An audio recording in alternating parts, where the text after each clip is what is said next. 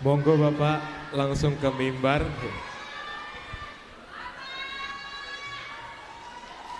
Baik, sekali lagi kita berikan tepuk tangan untuk pemaparan Bapak Ganjar.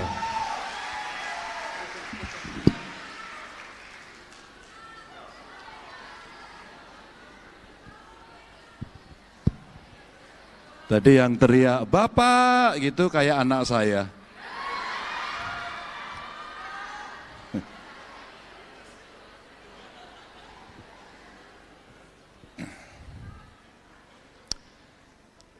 Assalamualaikum warahmatullahi wabarakatuh. Selamat pagi, salam sejahtera untuk kita semua. Om Swastiastu, Namo Buddhaya, Rahayu. Pak Dekan, terima kasih beserta seluruh keluarga besar FISIP UI yang mengundang saya. Yang pertama saya mau minta maaf karena pernah saya dituduh akan datang pada tanggal tertentu. Dan tuduhan itu keliru ternyata. Karena saya baru bisa datang pada hari ini, jadi saya minta maaf. Dan saya senang bisa bertemu dengan keluarga saya di mana saya pernah menimba ilmu di sini. Terima kasih. Seluruh staf pengajar, guru besar yang hari ini hadir, terima kasih. Teman-teman mahasiswa yang beberapa hari ini sudah mulai menikmati kuliah di UI, rasakan nikmatnya. Anda akan mengalami proses yang menarik dengan guru-guru dosen yang nyebelin, yang pasti sering kasih tugas, dan Anda tahu nilainya pelit.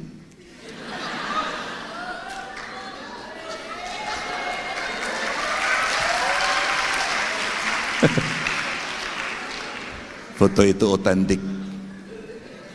Saya pernah kuliah di sini. Tapi ketahuilah gara-gara dosen yang nyebelin, sering kasih tugas, dan pelit, saya bisa berdiri di sini karena mereka.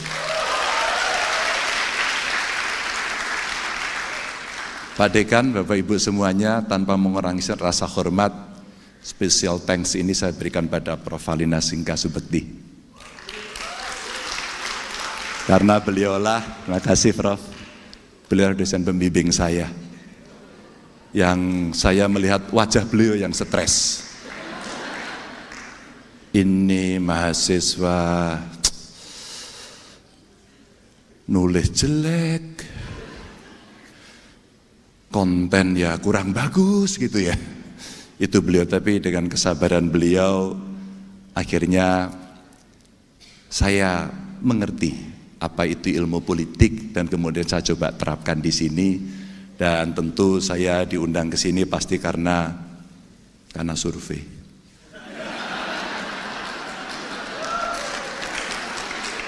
Saya tidak terlalu yakin kalau saya tidak ada di survei Anda mengundang saya. Pernah sekali ketika saya menjadi gubernur dan saya sudah pensiun hari ini, diundang untuk mengisi kuliah umum di mahasiswa baru.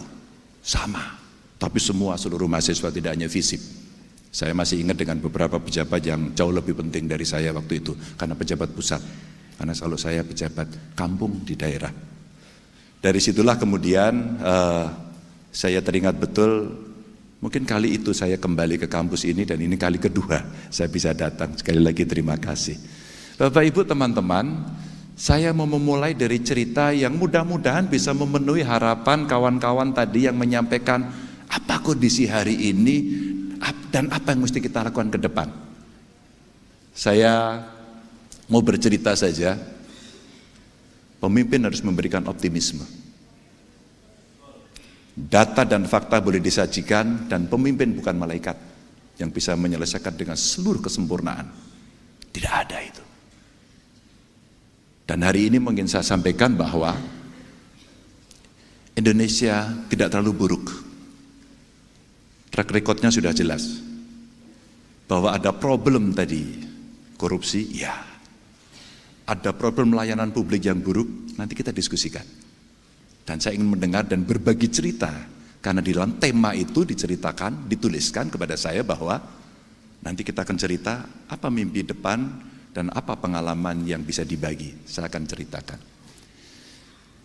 Ketika kemudian ASEAN sebenarnya bisa menjadi pusat global value chain, sebenarnya pertemuan kemarin menteri-menteri ASEAN ya, dan didahului pertemuan menteri ekonomi yang kebetulan dilaksanakan di Semarang, saya beruntung bisa berbincang dengan mereka. Tapi berbicara di ASEAN rasa-rasanya butuh tendangan yang lebih keras. Organisasi ini bisa nggak ya memberikan nilai tambah kepada kawasan? Ketika India hari ini tidak akan lagi mengekspor berasnya, Vietnam, Thailand menjadi produsen yang cukup tinggi, Indonesia pun demikian cukup tinggi tapi masih kurang. Maka apa sebenarnya yang bisa kita lakukan untuk saling berkontribusi? Saya mulai dari sekitar kawasan ini untuk bisa membuktikan bahwa G20 kita mendapatkan peran yang penting, ASEAN kita mendapatkan peran yang cukup penting ya, dan artinya roadmap kita dalam konteks politik global tidak terlalu buruk, bagus dan on the track. Maka turun ke bawah, mimpi kita mau di 2045 atau 50. Para panelis, saya berharap betul diskusi ini akan menjadi produktif, dan saya akan sangat suka sekali ketika kemudian ada satu konseptualisasi yang bagus, yang kelak kemudian hari kalau diizinkan akan saya minta. Saya mencoba bertemu dengan berbagai pihak, berbincang dan mendengarkan dengan berbagai pihak untuk coba kita rangkum mana kemudian optimum equilibrium yang bisa kita dapatkan untuk membuat sebuah konsep percepatan yang akan kita lakukan. Kalau kita mimpi dari ekonomi nomor 17 dunia melompat kepada 4, sebuah cita-cita seperti kita lari maraton. Kita yakin atau tidak untuk mencapai itu dan bagaimana cara mencapainya? Sementara kita menghadapi situasi, Bapak Ibu teman-teman, bonus demografi kita. 44% ada di kelas menengah. Saya kira sebagian diantaranya ada di sini.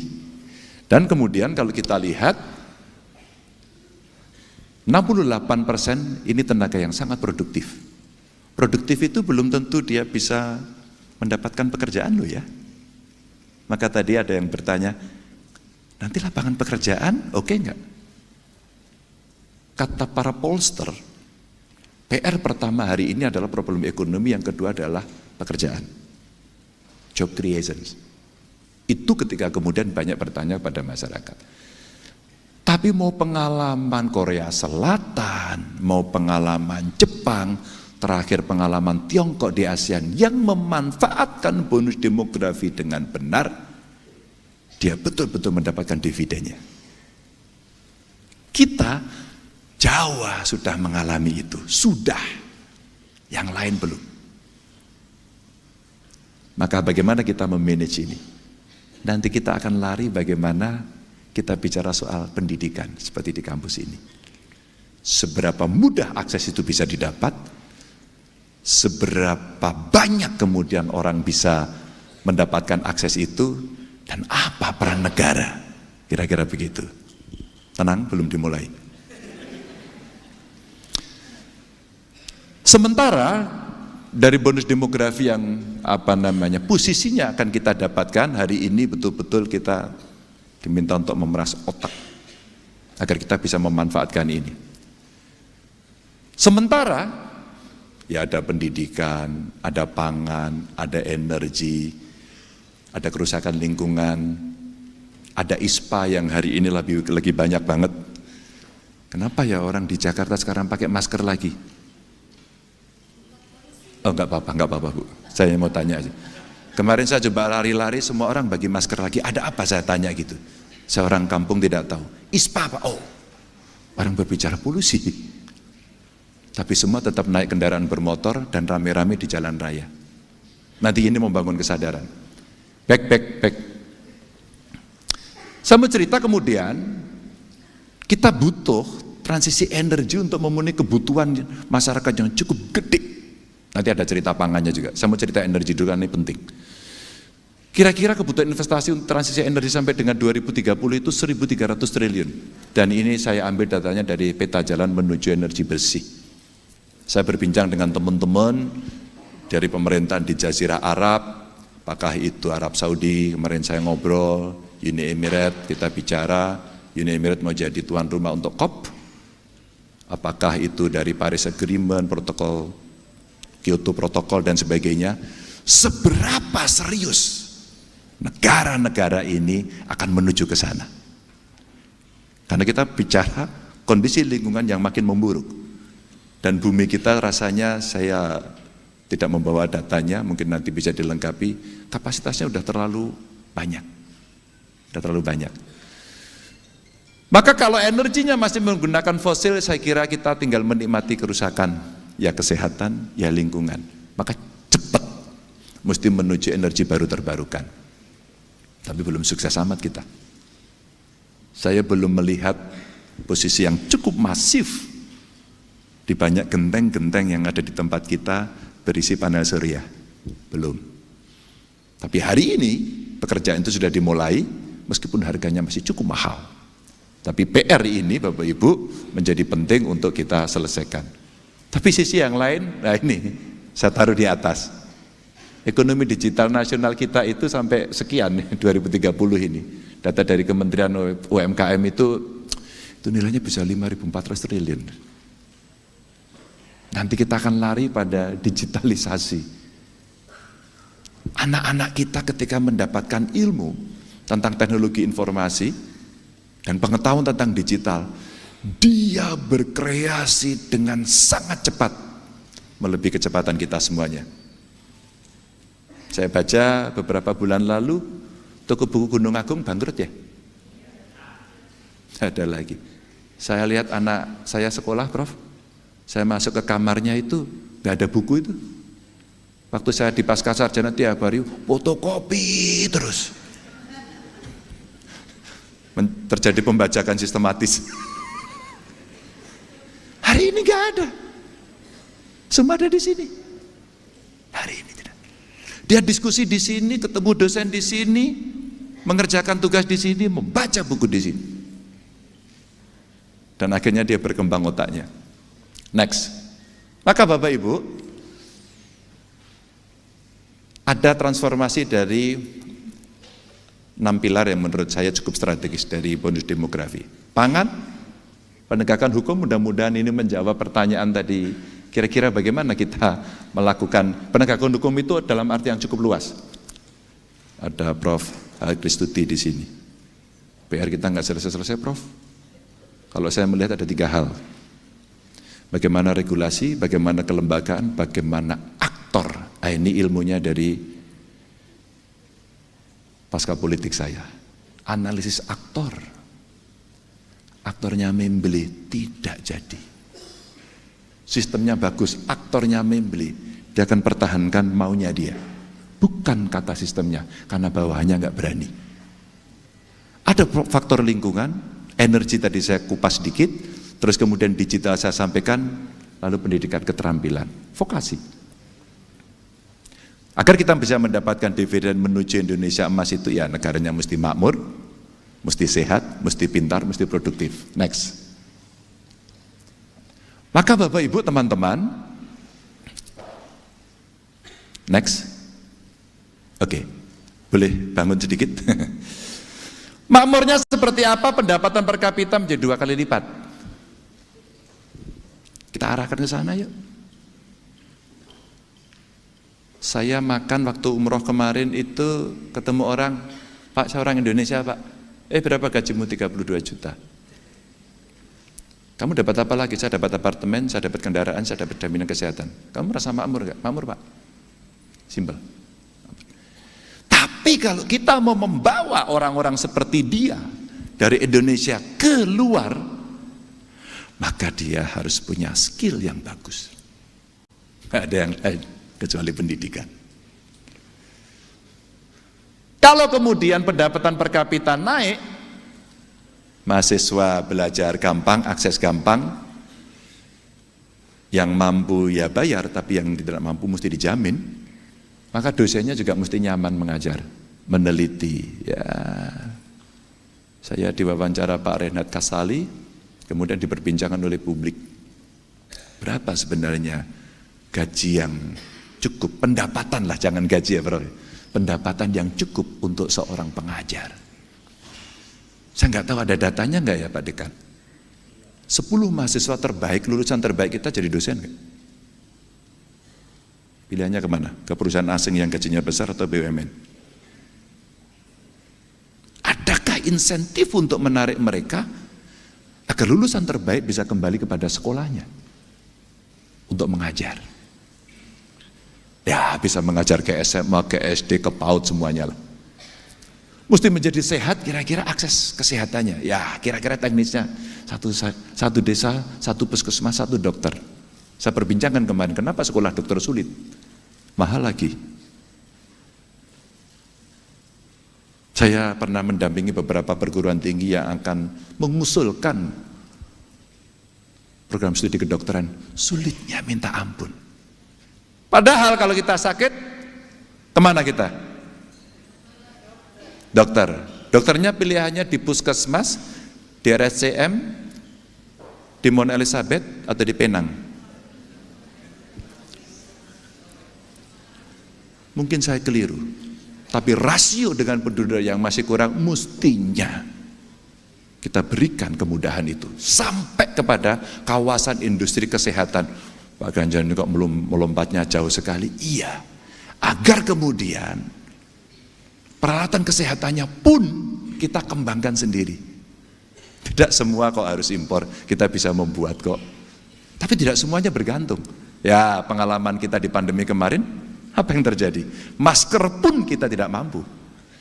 Saya punya mitra, Sister Province sama Chung Chong Bung Do, yang ada di Korea Selatan dan di Queensland, di Australia. Saya telepon kawan-kawan di sana, Anda punya enggak masker? Saya mau beli. Beli bukan minta. Saya mau beli. Akhirnya dikirim, enggak usah beli Pak. Kita kerjasama dikirim. Oke, dicatetin. Peralatan kesehatannya bisa enggak? Apa yang ada di? Saya mau beli. Dan akhirnya ujung-ujungnya negara yang mampu memproduksi ini ketika oksigen juga kurang adalah Tiongkok. Dan semua ngantri ke sana. Untuk bisa mendapatkan itu, hubnya ada di Singapura. Seperti itulah perdagangannya Bapak Ibu. Untuk sehat. Dan kemudian ada pendampingan kesehatan, termasuk kesehatan mental yang hari ini cukup banyak diderita orang, tapi kita lupa untuk merawat isu satu ini. Lupa, stres. Menggunakan gadget itu stres. Banyak orang belanja, suami istri gitu kan. Istrinya ketinggalan, diem aja, gadgetnya ketinggalan, teriak-teriak. Yang ketawa mesti itu mama papanya. Pernah terjadi. Yang di depan punya pengalaman barangkali. Pintar, 100% lulusan mesti terserap. Dan ini cerita kurikulum. Ini cerita apakah Merdeka Belajar itu bisa berjalan dengan baik. Wajib belajarnya sekarang ya mesti kita tingkatkan 12 tahun. Tapi alhamdulillah pengalaman banyak daerah kalau kita lihat sudah oke. Sudah oke. Cuman kelompok miskin yang sering kali tidak bisa mengakses kemiskinannya tidak cepat teratasi. Saya punya pengalaman soal ini, sehingga sekolah kemudian menjadi pintu paling bagus untuk kita bisa menyelesaikan itu. Produktif. Ini saya mendapatkan satu video bagus, satu rumah tangga yang mendapatkan aliran listrik, ternyata tidak hanya penerangan yang dia dapat, produksi dengan keterampilan yang sangat sederhana. Dia maklun untuk membuat industri mebel, untuk membuat baju, dan hanya dengan modal listrik. Sederhana sekali Bapak Ibu. Dan tentu saja anggaran penelitian dan inovasi. Atau cukup enggak ya 1% dari PDB? Cukup enggak ya? Waktu ke Samsung saya tanya gedung di belakang itu gede tinggi amat apa? Bro, saya bilang gitu. Research and Development. Gedenya minta ampun. Dan hari ini saya kira Samsung sama iPhone bersaing kuat sekali di pasar dengan pendatang baru Huawei yang nanti akan bersaing. Karena riset and development. Next. 3 fondasi, 7 strategi. Tapi kalau kita mau menyelesaikan PR-PR besar itu, Bapak Ibu, anggaran kita cukup nggak? Semua nggak ada anggarannya, Pak. Ya, karena nggak kreatif. Judul saya adalah melipat gandakan anggaran. Saya butuh sebenarnya ruang ini di Fakultas Ekonomi UI. Saya butuh kemudian mendapatkan bagaimana cara kita melipat gandakan anggaran kita. Bagaimana APBN kita kalau hari ini 3 ribuan menjadi 6 ribu. Gimana ya caranya? Itu berat, Pak. Ya, kalau itu bukunya buku lama. Kalau buku baru tidak. Saya yakin pada soal itu. Karena on the table ekonominya kita bisa lakukan. Digitalisasi pemerintahan, membasmi korupsi, membangun SDM yang produktif, stabilisasi harga pokok, menghapus kemiskinan, perkuat jaring pengaman sosial, hilirisasi industri menuju kelas dunia, dan ini butuh SDM, jangan nanti teriak-teriak ya. Itu banyak pegawai Cina, diusir Pak. Pengalaman di Jawa Tengah dulu gitu. Ya udah kita usir aja besok pagi. Tapi kamu bisa gantikan enggak? Kalau saya bicara belak-belakan. Gak ada kita bicara, oh iya ya nanti kita akan bicarakan kesuwen. Itu namanya orang sat-set gitu. Meningkatkan nilai tambah infrastruktur dan mengembalikan alam ini untuk membalance. Lanjut. Bidang tenaga kerja yang tidak sesuai dengan jurusan itu 53,3%. Contohnya saya. Lulus fakultas hukum, tidak kerja di dunia hukum, jadi anggota DPR. Tapi politik nggak ngerti, makanya saya kuliah, Prof.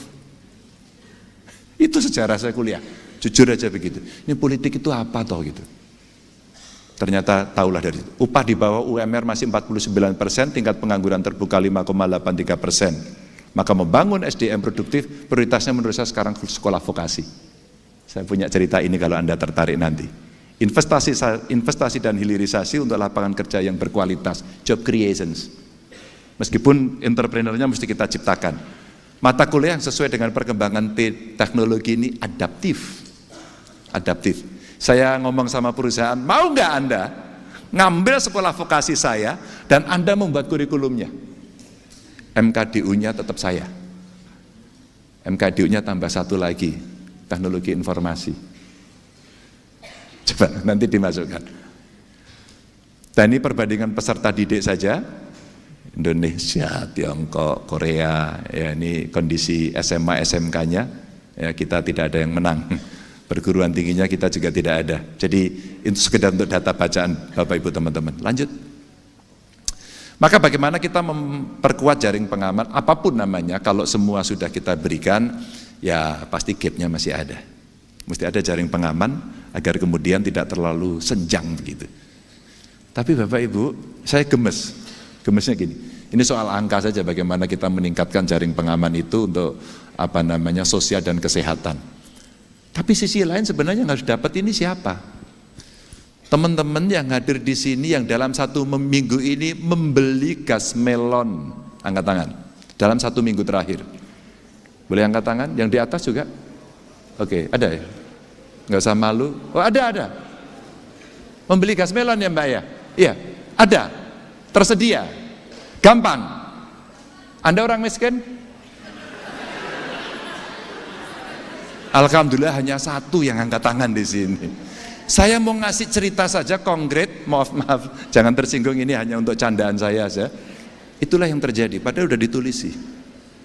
Karena data kita, 1 data Indonesianya belum fix sampai hari ini. Ini PR-nya. Perluas jangkauan dan tingkat akses kesehatan sudah saya ceritakan, tapi basisnya mesti 1 data. Next. Bapak Ibu, maka suka tidak suka, kurangi emisi gas rumah kaca itu adalah transisi energi. Kalau kita kemudian sudah mau dan bersepakat, mari kita mesti melakukan bareng-bareng. Kalau itu tidak kita lakukan, ya kita teriak aja, teriak di sini, ada defense mechanism yang kemudian semua membela diri. Ini mesti menjadi gerakan. Ya, ekonomi hijau, ekonomi biru hari ini berjalan, ekonomi sirkuler akan dilaksanakan, ya. Laut kita belum kita kelola dengan baik, maka ini PR. Yang kelak kemudian coba kita bereskan. Detail dari ini saya bertemu dengan pelaku, saya juga bertemu dengan kawan-kawan peneliti, saya berbicara dengan mereka agar kemudian mereka bisa menyampaikan masukan mana yang kira-kira ini betul-betul bisa diimplementasikan. 2 slide lagi. Berapa menit bro? 5 menit. Oke. Lanjut. Kita mencoba satu modeling Bapak Ibu, pencapaian persentase energi baru terbarukan dari total produksi yang ada. Jadi ada skenario moderat, ada skenario optimis. Kalau 2023 menuju 2035, inilah urutan yang bisa kita capai. Ini paling moderat. Tapi kalau kita mau lebih optimis, ya kira-kira ini yang akan dilakukan. Bauran energi fosil dan bauran EBT-nya yang hari ini mesti berjalan. Dan itu butuh keputusan politik yang penting EBT ini. Karena saya pernah ketemu dirjennya, Pak EBT-nya sudah sampai di mana? Belum sih Pak Ganjar. Yang sudah dirjennya di EBT terus. Maksudnya diperbarui terus dirjennya aja, keputusannya enggak. Yang diganti dirjennya, energinya belum. Ini cerita yang muncul untuk bisa kita selesaikan. Tapi Bapak Ibu, kayak ini tidak bisa dijalankan, investasi tidak bisa masuk dengan baik, pendapatan tidak akan naik kalau korupsi tidak kita hajar. Dan tadi 3 itu ya, menurut saya ini. Regulasinya, aturan kelembagaannya, sampai dengan kemudian aktor yang harus duduk di sana.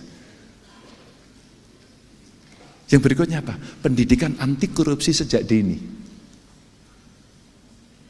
35 bupati wali kota tanda tangan untuk dia mengajarkan pendidikan anti korupsi kerjasama dengan KPK. Saya tidak tahu apakah kelak ini akan berhasil karena pendidikan butuh proses. Maka Bapak Ibu, ini cerita-cerita skenario besar, maka kalau kita ingin mengambil kesempatan 13 tahun ke depan dengan bonus demografi ini, hanya satu kata saja, kita mesti lari cepat, cepat. Kalau tidak, kita akan ketinggalan dengan yang lain. Wassalamualaikum warahmatullahi wabarakatuh.